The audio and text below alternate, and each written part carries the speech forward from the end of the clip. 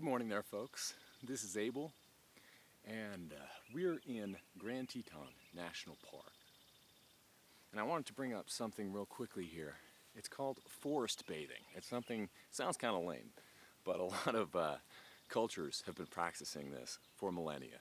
Basically, the idea is you go out in nature and you just hang out for a while.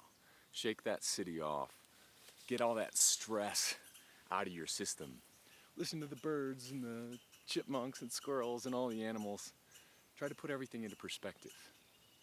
Having grown up in New Hampshire with very little to do, I can definitely vouch that if you're feeling a little strung out, nature does the trick. Now mosquitoes, you may be able to see them. Not a huge fan, but there's something about nature that puts everything into perspective for us. The mosquitoes don't seem as big of a deal out here as they would if they were flying around in your office cubicle or if they were flying around in your house even. We need to get out there and explore. Take a listen.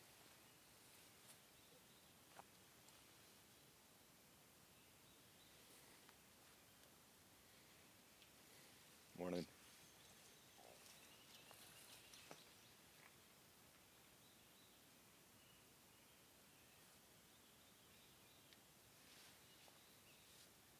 So in just the past couple of days, we've seen plenty of robins singing from the tops of trees, pine siskins, swallows, sparrows, woodpeckers, flickers. Those are just the birds. You can hear a lot of them right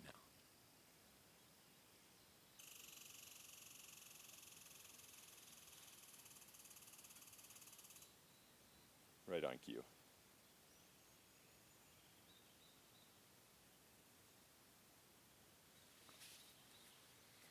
Well, we should probably go before we get eaten by mosquitoes, but I'll give you a few more seconds here, just another moment so you can soak it all in.